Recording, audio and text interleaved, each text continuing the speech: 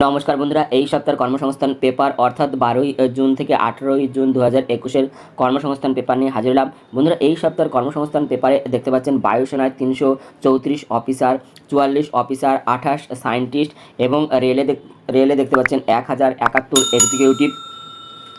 এছাড়াও আর্মিতে 100 মহিলা সোলজার নিয়োগ, স্বাস্থ্য বিভাগে 42 অ্যাসিস্ট্যান্ট এবং 71 ওভারম্যান ও 18 অফিসার এবং টেস্ট সার্টিফিকেট বৈধ থাকবে আজীবন এবং 12 অ্যাসিস্ট্যান্ট এবং জেক্সপো ও ভোকলেট পরীক্ষার মাধ্যমে ইঞ্জিনিয়ারিংয়ে ডিপ্লোমা কোর্সে ভর্তিসহ আরও নানান চাকরির খবর প্রকাশিত হয়েছে।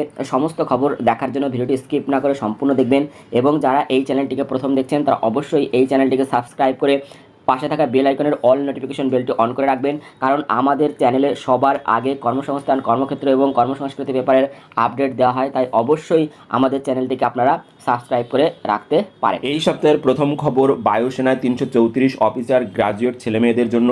এখানে ভারতীয় বিমান বাহিনীর short service commission, flying branch,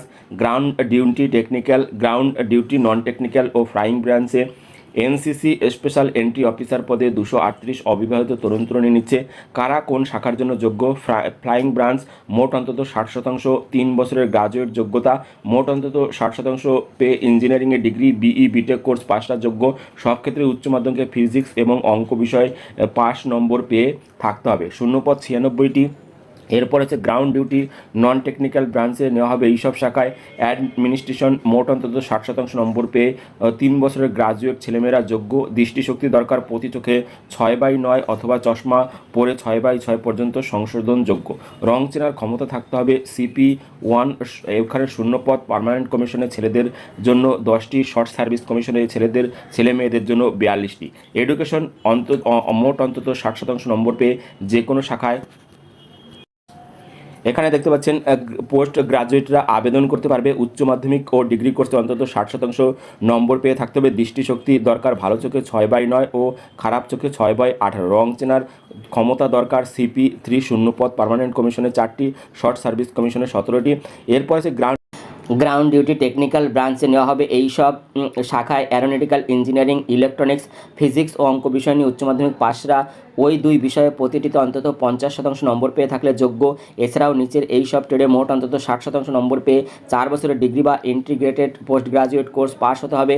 applied electronics and instrumentation, communication engineering, computer engineering, application computer science and engineering technology, aeronautical and computer engineering, electrical and electronics, electrical and electronics engineering technology, electronic science and engineering, electronics communication pass হতে হবে। বন্ধুরা, এই সবের জন্য আপনাদের যে বয়স, সেই কিন্তু গ্রাউন্ড ডিউটি টেকনিক্যাল ব্রাঞ্চের বেলায় বয়স হতে হবে। এখানে দেখতে পাচ্ছেন 1/7/2022 হিসেবে 20 থেকে 26 বছরের মধ্যে, অর্থাৎ জন্ম তারিখ হতে হবে 2/7/96 থেকে 1/7/2002 এর মধ্যে। শুরুতে 74 সপ্তাহের ট্রেনিং শুরু হবে 22 সালের জুলাইয়ের হায়দ্রাবাদে এয়ারফোর্স একাডেমিতে ফ্লাইট ক্যাডেট হিসেবে। ট্রেনিংয়ের সময় স্টাইপেন্ড পাবেন প্রতি মাসে 8,000 টাকা। শারীরিক মাপজোপ হতে হবে ছেলেদের বেলায় লম্বায় 157.5 সেমি আর মেয়েদের বেলায় 152 সেমি। ট্রেনিংয়ে সফল হলে ফ্লাইং অফিসার পদে চাকরি, তখন মূল মাইনে হবে 56,100 থেকে 1,77,500 টাকা। এখানে দেখতে পাচ্ছেন আবেদন এই ওয়েবসাইটের মাধ্যমে আপনাদের আবেদন করতে হবে, দরখাস্ত করতে হবে অনলাইনে 30 জুনের মধ্যে। এই ওয়েবসাইটটি হচ্ছে www.careersindianairforce.cdac.in অথবা http://afcat.adac.in। এখানে কিন্তু আপনাদের আবেদন করতে হবে। এখানে পরীক্ষার ফি বাবদ অনলাইনে দিতে হবে 250 টাকা। বিস্তারিত তথ্য কিন্তু আপনারা পেয়ে যাবেন ওয়েবসাইটে। তাই এই ওয়েবসাইট দুটো কিন্তু অবশ্যই আপনারা ভিডিওটি পরবর্তী খবরটি হচ্ছে রেলে 1071 এক্সিকিউটিভ, ITI ডিপ্লোমা এবং গ্রাজুয়েট। কেন্দ্রীয় সরকারের রেল মন্ত্রকের অধীন dedicated front corridor corporation of India limited junior junior executive পদে 1071 জন লোক নিচ্ছে। এবছরের মে মাসে যারা দরখাস্ত করেছিলেন তাদের নতুন করে আর দরখাস্ত করতে হবে না। কারা কোন পদের জন্য যোগ্য? Post code junior executive electrical, ITI থেকে ইলেকট্রিক্যাল বা ইলেকট্রিশিয়ান, ওয়্যারম্যান, ইলেকট্রনিক্স ট্রেডের সার্টিফিকেট কোর্স পাসটা, মোট অন্তত 60% নম্বর পেয়ে থাকলে আবেদন করতে পারবেন। ডাক্তারি মানে A2 শূন্যপদ 135টি। এরপর হচ্ছে post code 32 junior executive signal and telecommunication. এখানে আইটিআই থেকে electronics communication information technology, TV and radio, electronics instrumentation, industrial electronics, applied electronics, digital electronics, power electronics, computer networking, networking ট্রেডের সার্টিফিকেট কোর্স পাসরা মোট অন্তত 60% নম্বর পেয়ে থাকলে আবেদন করতে পারবেন। এখানে আপনাদের দরখাস্ত করতে হবে অনলাইনে 23শে জুলাইয়ের মধ্যে। এই ওয়েবসাইট হচ্ছে www.dfccil.com। এই ওয়েবসাইটে কিন্তু আপনাদের দরখাস্ত করতে হবে এবং সমস্ত কিছু পেয়ে যাবেন এই ওয়েবসাইটে। তাই এই ওয়েবসাইটটি আপনারা অবশ্যই পরবর্তী খবর আপনারা দেখতে পাচ্ছেন, আর্মিতে 100 মহিলা সোলজার নিয়োগ হবে। ভারতীয় স্থলবাহিনীতে সরাসরি র্যালির মাধ্যমে soldier general duty women military police পদে 100 জন তরুণীকে নিচ্ছে। র্যালি হবে শিলং, জব্বলপুর, লখনৌ, আম্বালা, পুনে এবং বেলগৌমে। মোট অন্তত 45% নম্বর পেয়ে মাধ্যমিক পাস তরুণীরা মাধ্যমিকের প্রতিটি বিষয়ে 33% নম্বর অতিরিক্ত বিষয় ছাড়া পেয়ে থাকলে এই পদের জন্য যোগ্য। উচ্চ মাধ্যমিক পাস বা উচ্চ শিক্ষাগত যোগ্যতার প্রার্থীরাও আবেদন করতে পারেন, তবে তাদের বেলায় মাধ্যমিকের প্রতিটি বিষয়ে অন্তত 33% নম্বর পেয়ে থাকতে হবে। বয়স হতে হবে 17 থেকে 21 বছরের মধ্যে। জন্ম তারিখ হতে হবে, এখানে দেখতে পাচ্ছেন 1/10/2000 থেকে 1/4/2004 মধ্যে। শারীরিক মাপঝোপ হতে হবে লম্বা অন্তত 152 সেমি আর ওজন হতে হবে উচ্চতার সঙ্গে সামঞ্জস্যপূর্ণ। সব ক্ষেত্রে সেনাবাহিনীতে কর্মরত সৈনিক এবং প্রাক্তন সমকর্মী মেয়েরা উচ্চতায় 2 সেমি ও ওজনে 2 কেজি ছাড় পাবেন। প্রার্থী বাছাইয়ের দিন প্রার্থীদের শারীরিক সক্ষমতার পরীক্ষা, শারীরিক মাপঝোপ ও যাবতীয় প্রমাণপত্রের পরীক্ষা করা হবে। শারীরিক সক্ষমতার পরীক্ষা থাকবে 1.6 কিমি 1 মাইল দৌড় 7 মিনিট 30 সেকেন্ডে সম্পূর্ণ করলে গ্রুপ 1 আর 5 মিনিটে সম্পূর্ণ করলে গ্রুপ 2 পর্যায়ে যাবেন।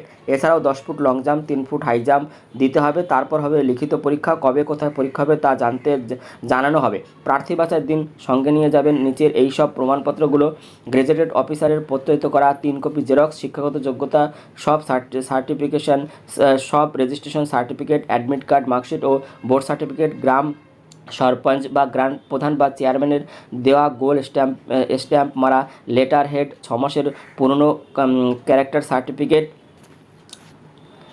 নন বেঙ্গলি প্রার্থীরা জেলা শাসক ও অতিরিক্ত জেলাশাসক বা এসডিওর দেওয়া বাসিন্দা সার্টিফিকেট, জেলাশাসক, অতিরিক্ত জেলাশাসক, এসডিএম বা এসডিওর দেওয়া 1 বছরের পুরনো স্থায়ী বাসিন্দা সার্টিফিকেট, নিজের পাসপোর্ট মাপের প্রত্যয়িত করা ফটো সাটা থাকবে। তপশিলি উপজাতি হলে কিন্তু অতিরিক্ত জেলাশাসক বা এসডিওর কার্ড সার্টিফিকেট নিয়ে যেতে হবে।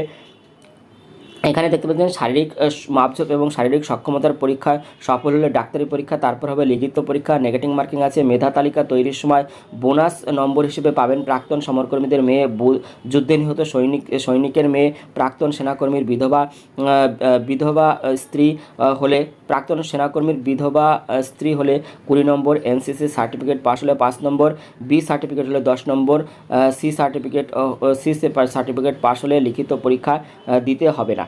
আন্তর্জাতিক স্তরে খেলাধুলা করে থাকলে 20 নম্বর, রাজ্যের স্তরে সিনিয়র জুনিয়র স্তরে প্রতিনিধিত্ব করে থাকলে 15 নম্বর এখানে পাবেন। প্রার্থীদের রেজিস্ট্রেশন করতে হবে 20 জুলাইয়ের মধ্যে। এখানে ওয়েবসাইট দেওয়া আছে, ওয়েবসাইট আছে www.joinindianarmy.in।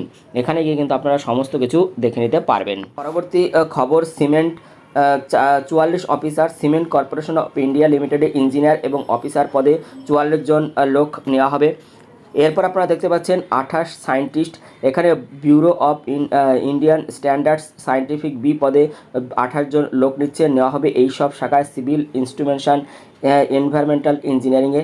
এবং এরপর দেখতে পাচ্ছেন 71 ওভারম্যান, এনএমডিসি লিমিটেড, মাইন সর্দার, মেকানিক্যাল ওভারম্যান, মাইন ওভারম্যান ও ইলেকট্রিক্যাল ওভারম্যান পদে 71 জন লোক নেওয়া হবে।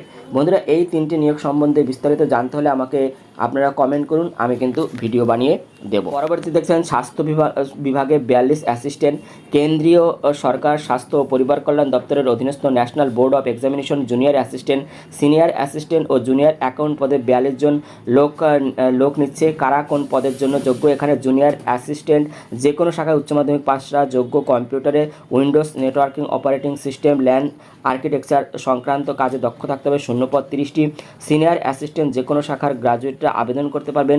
শূন্য পদ 8টি। জুনিয়র অ্যাকাউন্টস অঙ্ক বা স্ট্যাটিস্টিক বিষয়ের ডিগ্রি কোর্স পাশরা যোগ্য। অ্যাকাউন্টসের কাজে অন্তত 3 বছরের অভিজ্ঞতা থাকতে হবে। কম্পিউটার অ্যাকাউন্টিং জানলে ভালো হয়।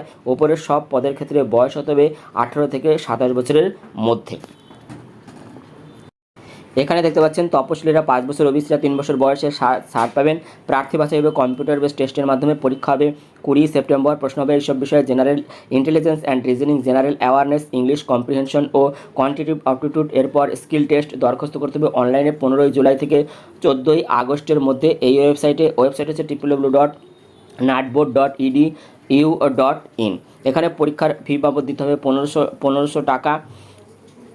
এখানে কিন্তু প্রতিবন্ধী, তপশিলি এবং মহিলাদের কোনো ফি লাগবে। পরবর্তী খবর, টেট সার্টিফিকেটের বৈধতা থাকবে আজীবন। কেন্দ্রীয় বিদ্যালয়, নবোদয় বিদ্যালয়, তিব্বতী স্কুলের 1ম শ্রেণী থেকে 8ম শ্রেণী পর্যন্ত স্কুলের শিক্ষক শিক্ষিকা পদে চাকরির জন্য Delhi central board of secondary এডুকেশনের যে সেন্ট্রাল টিচার্স এলিজিবিলিটি টেট সিটিইটি পরীক্ষা নেওয়া হয়, সেই সিটেট পাশের সার্টিফিকেটের মেয়াদ আজীবন করল কেন্দ্রীয় সরকার।